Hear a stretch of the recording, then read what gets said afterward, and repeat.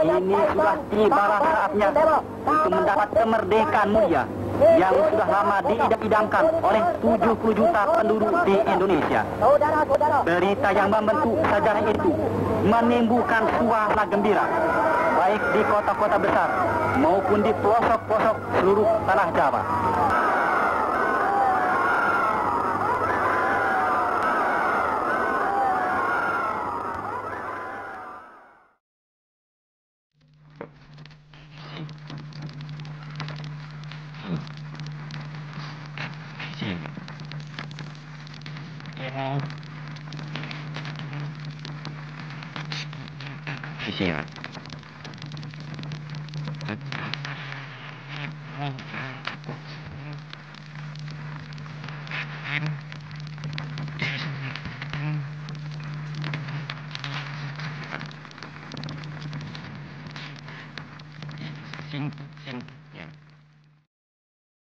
Proklamasi Kemerdekaan Indonesia dibacakan oleh Insinyur Soekarno pada tanggal 17 Agustus 1945 di halaman kediaman Soekarno, Jalan Pegangsaan Timur 56 Jakarta, di tengah suasana yang tegang karena sewaktu-waktu Jepang bisa menyerbu mereka.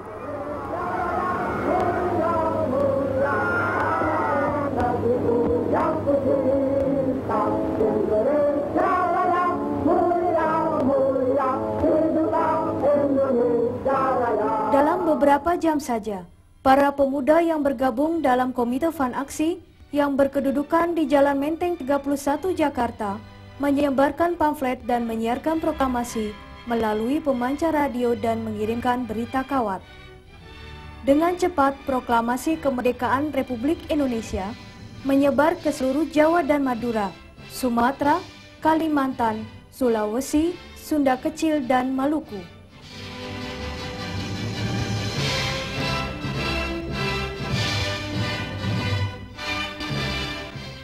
Sesungguhnya kemerdekaan itu ialah hak segala bangsa, dan oleh sebab itu... Satu hari setelah proklamasi, Panitia Persiapan Kemerdekaan Indonesia bersidang pada tanggal 18 Agustus 1945 dengan keputusan menetapkan Undang-Undang Dasar 1945, menetapkan Soekarno dan Hatta menjadi Presiden dan Wakil Presiden Republik Indonesia, dan sebelum MPR terbentuk, Presiden dan Wakil Presiden akan dibantu oleh sebuah komite nasional.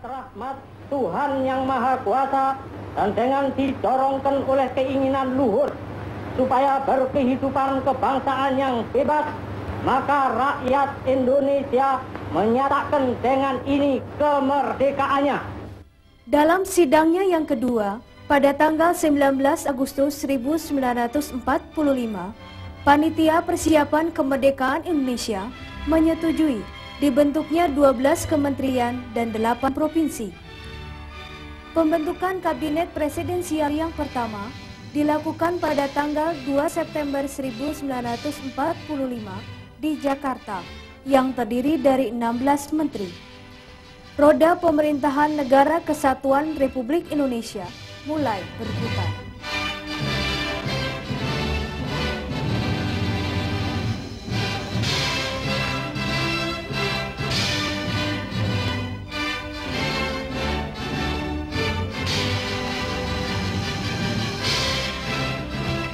Semangat rakyat menyambut kemerdekaan tidak dapat ditahan.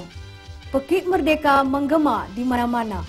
Rakyat Indonesia bangun serentak secara spontan mendukung kemerdekaan di bawah kepemimpinan Dwi Tunggal Soekarno-Hatta.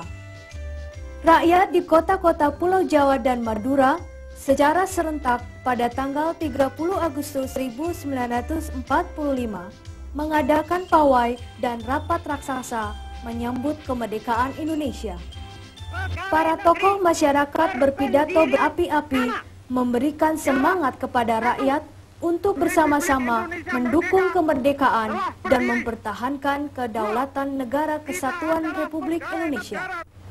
Untuk mendirikan Komite Nasional Pusat dan Komite Nasional di daerah-daerah, mendirikan Partai Nasional di pusat dan di daerah, mengadakan Badan Keamanan Rakyat, mengadakan Fons Kemerdekaan. Untuk memperlihatkan besarnya dukungan rakyat terhadap kemerdekaan Republik Indonesia dan menolak ultimatum bala tentara Jepang tentang larangan berkumpul dan membawa senjata, pada tanggal 19 September 1945, para pemuda Jakarta yang bergabung dalam Komite Van Aksi mengerahkan massa untuk rapat besar di lapangan Ikada, Gambir, Jakarta. Pada dasarnya, Presiden Soekarno dan Wakil Presiden Hatta menyetujui rencana rapat tersebut.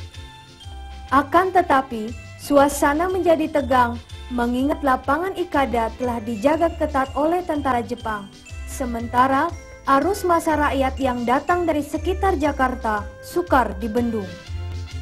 Untuk mencegah terjadinya pertumpahan darah dan insiden yang tidak diinginkan, maka Presiden Soekarno berpidato selama 3 menit untuk menenangkan rakyat, meminta agar mereka membubarkan diri.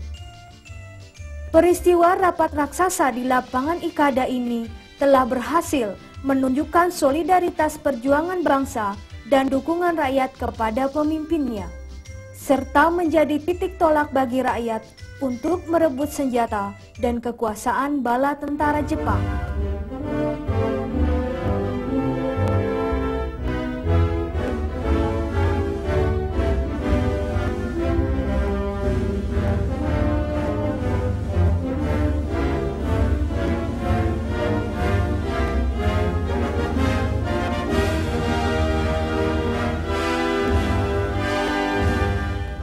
Sementara itu, upacara penyerahan Jepang kepada sekutu dilakukan secara resmi di kapal perang USS Missouri milik Angkatan Laut Amerika Serikat.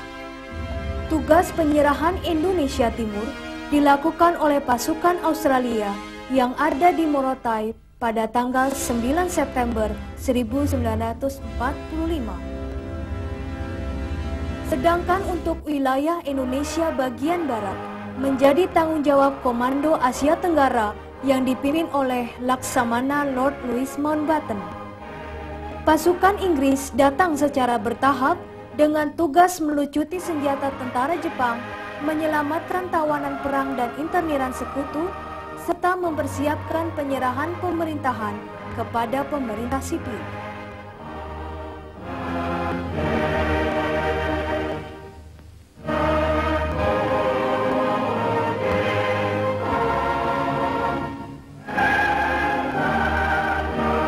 Pada awalnya, tugas tersebut berjalan lancar karena rakyat merasa bahwa kemerdekaan sudah menjadi miliknya, sehingga kedatangan sekutu diterima sebagai misi kemanusiaan belaka. Tetapi kondisi berubah ketika sekutu beranggapan bahwa tugasnya belum selesai, yaitu untuk mempersiapkan penyerahan pemerintahan kepada Belanda.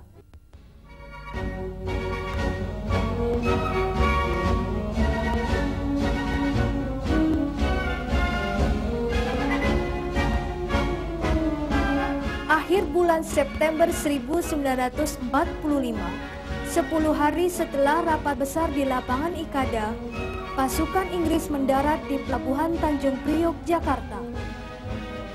Secara berangsur-angsur, satuan marinir Inggris dan Belanda berdatangan di Jakarta. Kehadiran mereka akhirnya menimbulkan kecurigaan rakyat ketika Inggris menyertakan staf Nika yang akan menegakkan kembali kekuasaannya di Indonesia. Bagi Inggris, mereka dihadapkan pada keadaan yang sama sekali tidak diduga, yaitu kuatnya rasa kebangsaan Indonesia dan tindakan-tindakan yang cepat untuk mendirikan republik yang merdeka. Kondisi inilah yang menyebabkan timbulnya insiden-insiden bersenjata di berbagai kota.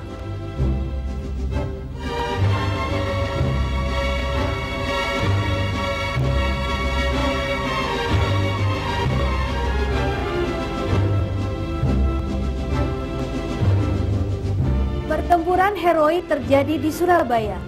Pasukan Inggris dari Brigade 29 yang dipimpin oleh Brigjen Malabi setelah mendarat di Surabaya pada tanggal 23 Oktober 1945 bertugas hanya untuk melucuti serdadu Jepang dan membebaskan para inteliran.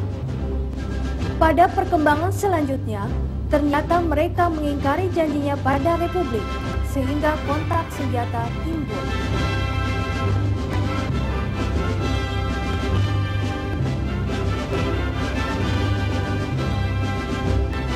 Terbunuhnya Malabi telah menambah keruh suasana kota Surabaya. Tanpa berkonsultasi dengan pemerintah Indonesia, tentara Inggris mengeluarkan ultimatum penyerahan senjata dan penyerahan diri rakyat dengan tangan di kepala sampai batas waktu pukul 6 pagi tanggal 10 November 1945. Ultimatum ini dijawab oleh pemuda Surabaya dengan menolak dan siap bertempur. Sebelumnya, tentara Inggris telah meminta agar Presiden Soekarno datang ke Surabaya untuk menenangkan hati rakyat dan meminta pertempuran dihentikan.